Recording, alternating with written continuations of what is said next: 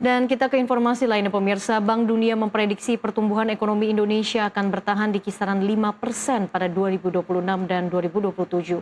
Lantas bagaimana optimisme Indonesia terlebih usai jabatan Menteri Keuangan yang diisi oleh sosok Purbaya Yudi Sadewa. Dalam Kaleidoskop 2025, rekan saya akan kembali mengajak Anda melihat kembali momen reshuffle Menteri Keuangan. Silakan Rian. Pemirsa, Bank Dunia memprediksi pertumbuhan ekonomi Indonesia akan bertahan di kisaran 5% pada 2026 dan 2027. Meski tetap dinilai tangguh di tengah ketidakpastian global, Bank Dunia menilai tantangan utama ke depan ada pada kualitas lapangan kerja dan transformasi digital.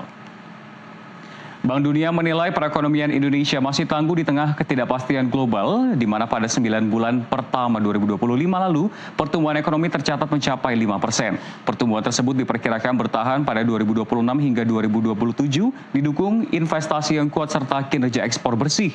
Bank Dunia mencatat kebijakan moneter dan fiskal Indonesia semakin akomodatif. Berbagai stimulus mendorong pertumbuhan kredit swasta dan konsumsi dengan tetap menjaga disiplin fiskal dan inflasi pada level moderat.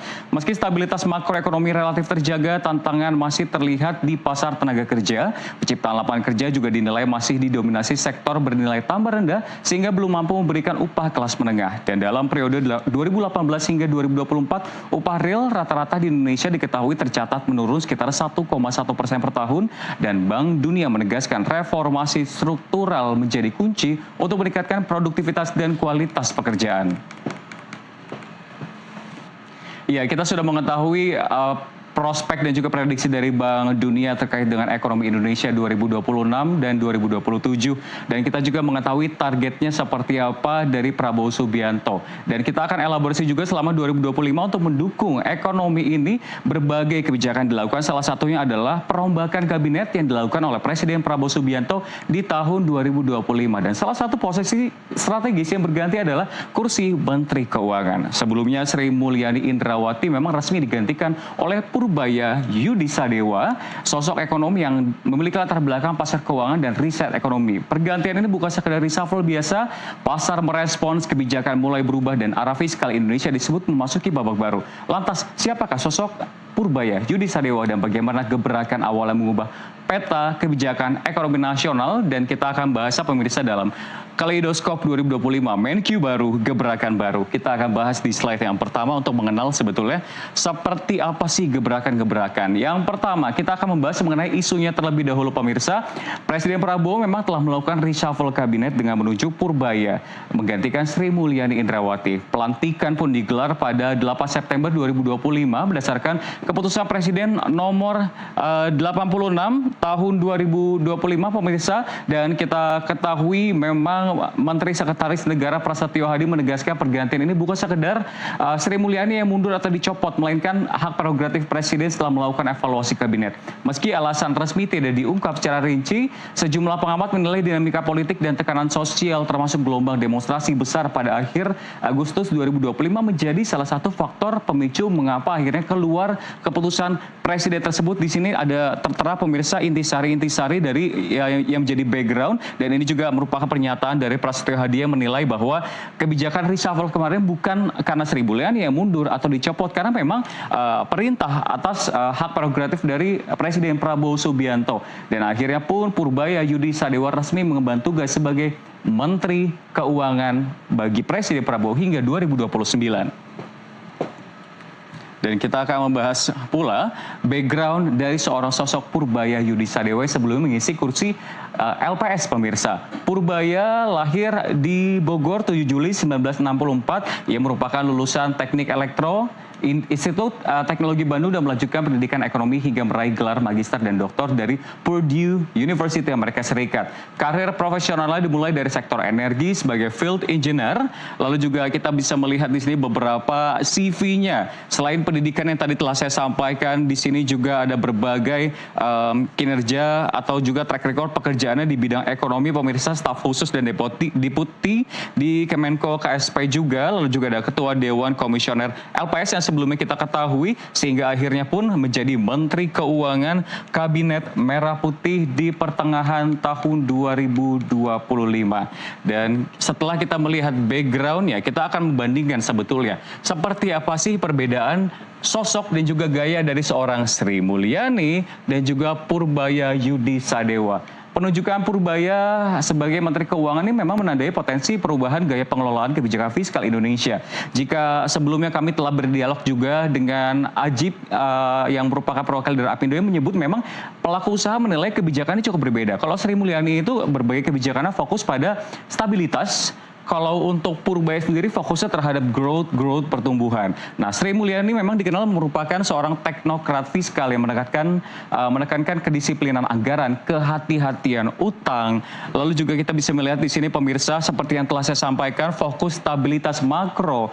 Purbaya berbeda pemirsa, datang kita akan geser ke slide yang sebelah. Ini merupakan ciri khas dari seorang Purbaya yang memiliki latar belakang kuat di pasar keuangan, riset ekonomi, serta juga pengelolaan institusi keuangan. Perbedaan latar belakang ini munculkan ekspektasi bahwa kebijakan fiskal ke depan akan lebih adaptif terhadap dinamika pasar, lebih responsif terhadap siklus ekonomi, dan berpotensi lebih akomodatif terhadap stimulus pertumbuhan tanpa meninggalkan prinsip kehati-hatian. Karena kita lihat di sini ya pemirsa, ini dia beberapa poin-poin yang memang cukup berbeda dengan Sri Mulyani sebagai Menteri Keuangan. Namun di tengah tekanan fiskal, beban pembiayaan program prioritas Presiden Prabowo Subianto serta ketidakpastian ekonomi global dan juga tantangan Purbaya adalah menjaga keseimbangan antara stabilitas fiskal dan dorongan pertumbuhan ekonomi. Dengan demikian, peralihan ini bukan hanya soal pergantian figur, melainkan sinyal baru arah kebijakan fiskal Indonesia. Lantas, setelah beberapa bulan, akhirnya Menteri Keuangan diduduki oleh sosok yang baru.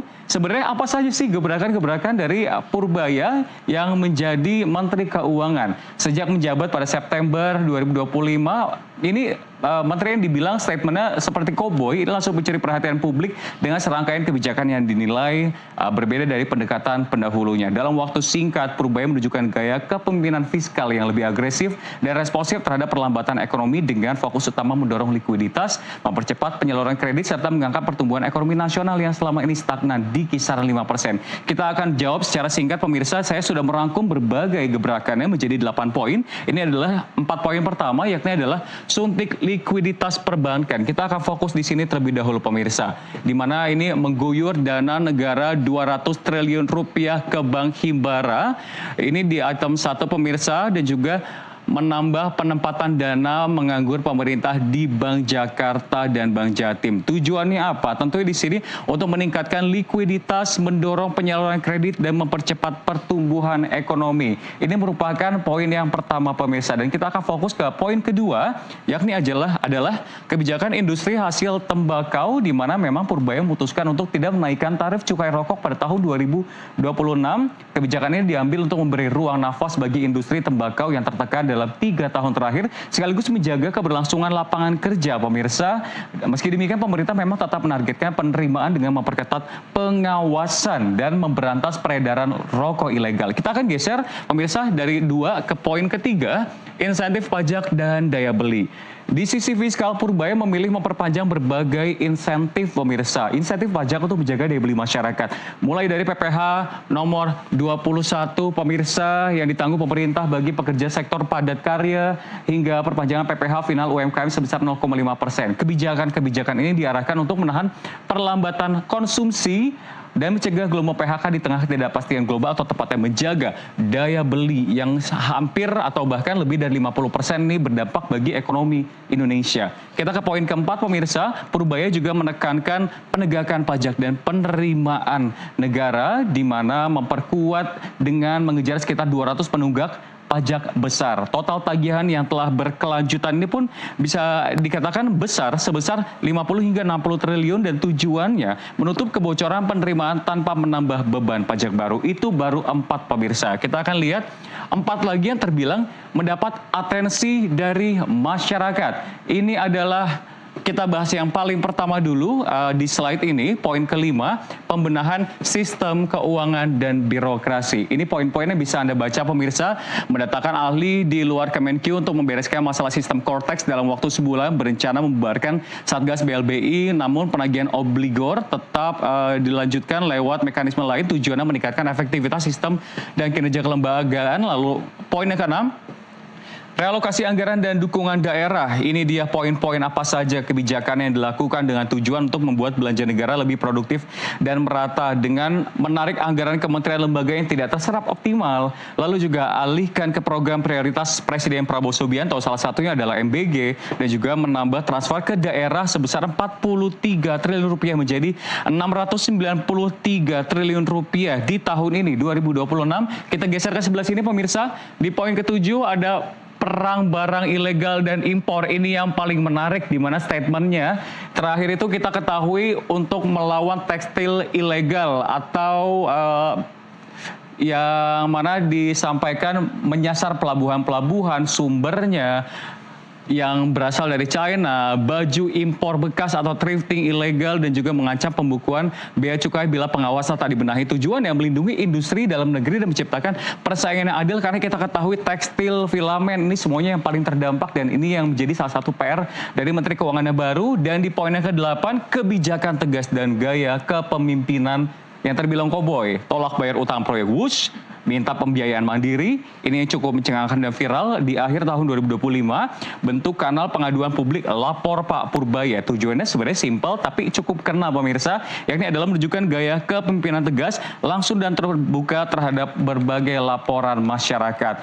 Dan kita ketahui memang pemirsa, itu dia kaleidoskop dari sisi Kementerian Keuangan di tahun 2025, dan dalam 6 bulan terakhir kita ketahui Menteri Koboi ini telah membuat konsep Purbaya Effect. IHSG menembus rekor dan aksi jual asing juga mereda. Pergantian Menteri Keuangan disebut menjadi pemicu yang tadi saya sampaikan, Purbaya Effect, dan pasar memandang Purbaya ini berbeda dari Sri Mulyani yang dikenal berhati-hati sebelumnya mengelola fiskal. Penguatan IHSG lebih menggambarkan ekspektasi, bukan fundamental ekonomi yang telah berubah. Para pelaku pasar yang masuk saat ini pun masih didominasi investor finansial, sementara investasi langsung membutuhkan waktu lebih panjang.